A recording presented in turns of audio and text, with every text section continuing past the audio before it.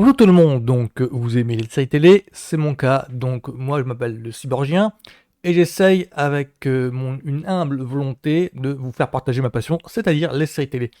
En l'occurrence ici c'est avec un épisode de Star Trek Strange New World qui est actuellement en streaming et diffusé en streaming sur Paramount+.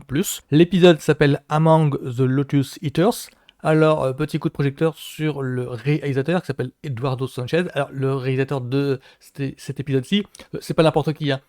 Dans sa filmographie, que l'on peut consulter sur un internet Datapass Movie ou IMDb hein, pour les connaisseurs, bah, le mec est derrière l'un des succès surprises, l'un des sleepers de l'été 90. Alors, je sais plus quel été précisément, mais en grosso modo, il fait partie des réalisateurs à avoir fait le succès surprise, le projet Blair Witch.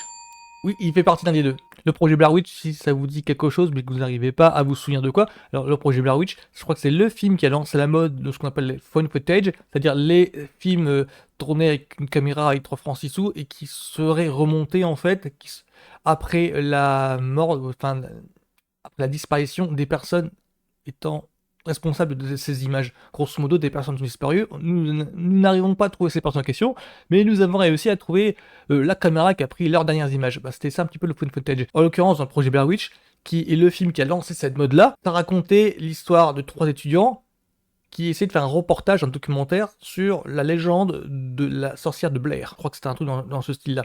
Donc c'est Eduardo Sanchez, le réalisateur de cet épisode-ci de Star Trek Strange New World, il fait partie du binôme à avoir fait ce film-là. Donc voilà. Donc ensuite, l'épisode de Star Trek Strange New World parle d'une thématique sur la mémoire, sur l'amnésie. L'histoire de Star Trek Strange New World cette semaine, c'était donc l'équipage doit retrouver un rescapé d'une certaine mission que tout le monde croyait mort, donc ils vont pour le rechercher. Sauf que sur les lieux, ils sont un par un, enfin petit à petit, les membres de l'équipage sont frappés d'amnésie. Ils perdent la mémoire instantanée. Pareil que ne se rappelle plus qu'il est comme capitaine d'un vaisseau, il me semble. Mbega, pareil. Alors ce phénomène de l'amnésie progressive, c'est pas nouveau, enfin c'est pas inédit.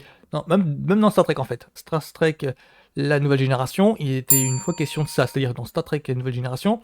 Donc c'est la vieille série avec Picard aux commandes de l'Enterprise, la série des années 90, j'en parle régulièrement, c'est pour ça. Vous voyez l'équipage qui était soudainement frappé d'amnésie, et là c'était tous les membres de l'équipage, sans exception, c'était parti pour 20 minutes à se demander mais attends, mais qui on est, où on est, qu'est-ce qu'on doit faire.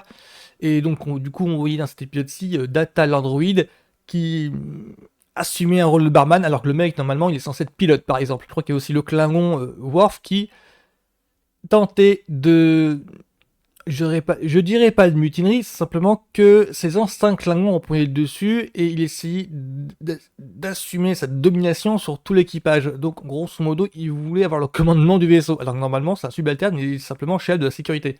Donc c'était dans Star Trek La Nouvelle Génération, épisode 14 de la saison 5 je crois. Et aussi dans Buffy contre les vampires, Buffy the Vampire Slayer, il y a un épisode de la saison 6, je me souviens plus trop de son positionnement dans la saison 6, l'épisode s'appelle Tabula Rasa, Willow le jetait un sort qu'elle n'arrivait pas à contrôler, qui échappait à son contrôle, le résultat étant que tout le groupe, tout le Scooby Gang a été frappé d'amnésie durant tout un épisode. Donc ça c'est pour vous dire que c'est un trope que l'on peut voir dans d'autres séries, y compris en Star Trek. Il y a même des séries qui ont tourné entièrement autour de ça. C'est-à-dire que je pense à la série Dollhouse de Joss Whedon, dans laquelle on voyait une espèce d'agence qui envoyait des agents en mission, et dont la particularité était que ces agents, on leur effaçait la mémoire en fait, à chaque mission, de façon à pouvoir assurer le contrôle total de ces agents. Le petit bonus étant qu'on leur implantait une nouvelle mémoire, une nouvelle personnalité à chaque mission en fait. C'était ça un petit peu le charme de la série. Donc la série s'appelle Dollhouse, c'est une série un petit peu action science-fiction avec Elisa Dushku, donc Face dans Buffy. Et si cette thématique des souvenirs amnésie partielle vous parle, vous intéresse, alors il y a d'autres films aussi qui parlent de ça, je pense à Memento de Christopher Nolan. Alors Memento de Christopher Nolan, ça joue entièrement sur ça.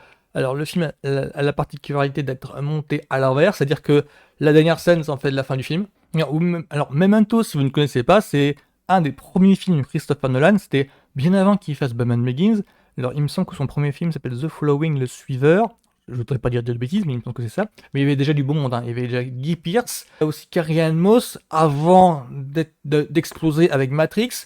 Il y a Joe Pantoliano. Voilà, il y a un sacré beau monde dedans. Et c'est donc un film de Christopher Nolan. C'est l'un des films qui l'a fait remarquer dans les festivals, ou dans les festivals. Donc voilà, c'est Memento, ça fait un petit peu le choc quand je l'ai vu. C'est circuit indépendant, film un petit peu polar, un petit peu astucieux. C'est un film qui parle de la mémoire. C'est un homme cherche en fait à trouver l'homme qui aurait soi-disant tué sa femme. Il y a plusieurs indices qui nous mettent dessus. Et donc c'est un film enquête où on voit un homme qui n'est pas policier et qui a un problème de mémoire. Son truc c'est que il oublie en fait l'instant présent. C'est dans il se retrouve au volant d'une voiture et il oublie pourquoi il était dans cette voiture. Donc il faut toujours un petit moment pour se remémorer tout un système avec des photos par exemple. Enfin voilà, ça s'appelle Memento, ça date des fin 90, c'est l'un des premiers films de Nolan, c'était ouais, 5-6 ans avant Batman Begins. Sinon, je vais faire aussi mon instant groupie, c'est-à-dire que mon instant groupie, c'est que cet épisode-ci met bien en lumière, en fait, mais superment bien en valeur, un de mes personnages préférés de Star Trek Strange New World depuis le début. Non, je parle pas de Spock, je parle pas non plus de Pike, je parle de... Voilà, Erika Ortega. C'est un petit peu un personnage de femme forte comme j'aime bien en Star Trek. C'est que son personnage me renvoie à Kira Nerys dans Star Trek Deep Space Nine, c'est-à-dire c'était le responsable de sécurité de la station. C'est un personnage membre du Bancast, très important. Elle était incarnée par Nana Visitor. Et aussi un autre personnage, je crois que c'est Ezri Dax, qui était incarné par Nicole de Boer dans Star Trek Deep Space Nine. Nicole de Boer, si vous connaissez la série The Dead Zone, qui tournait autour d'un personnage qui était après un accident de voiture, sombré dans le coma, et quand il se réveillait de coma, je crois que c'était 10 ans après ou 12 ans après, bah, en fait, sa vie a tellement changé. Celle qui était sa petite amie, Nicole de Boer en l'occurrence, ben, c'était marié avec un autre homme, et lui avait une nouvelle capacité, un petit peu médiumnique, il arrivait à prévoir le futur, quoi, à prévoir la mort des personnages. Donc voilà, Erika Ortegas, en fait, elle transporte avec elle cette espèce d'héritage-là, cette espèce d'incarnation de personnage femme forte qu'il y a déjà dans Star Trek, dans la franchise Star Trek en fait. En l'occurrence, je pense évidemment à Star Trek Deep Space Nine, c'est-à-dire il y a deux personnages auxquels elle me fait penser et auxquels, voilà, Ortegas porte avec elle ce flambeau.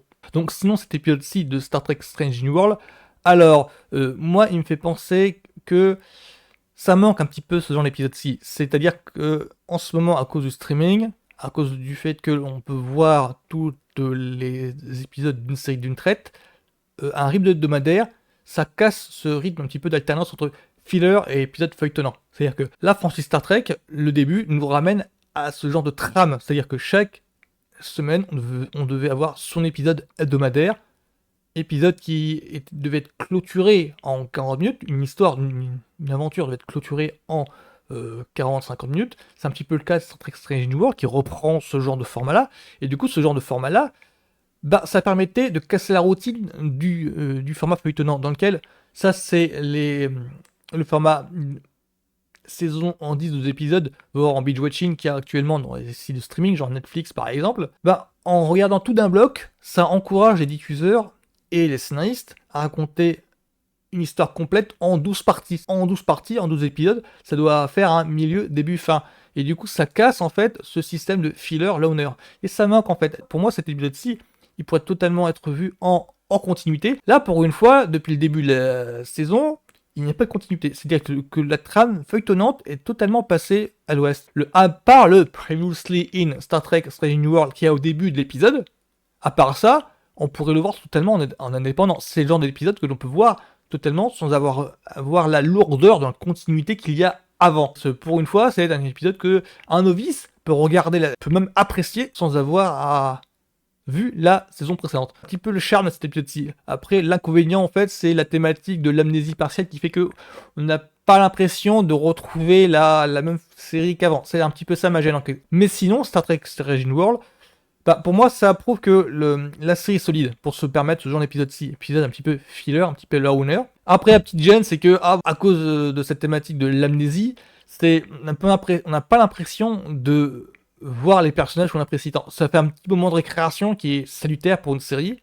parce que Tabula Rasa, c'était ça. C'est-à-dire qu'on voyait nos personnages dans des situations auxquelles on ne s'attendait pas, imprévisibles. Et donc ça permettait de voir les réflexes de base.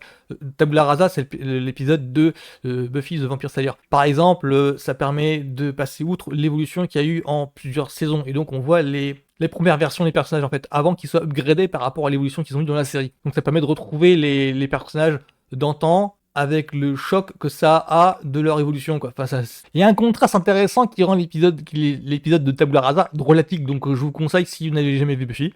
Et pour Star Trek Strange New World, on apprend, l'air de rien, comment ils étaient avant la série. Donc ça permet, l'air de rien, de nous donner quelques informations. Donc voilà, c'était ma petite chronique sur Star Trek Strange New World. J'espère que ça vous a plu. Donc bon bah je vous dis à la semaine prochaine. Ciao!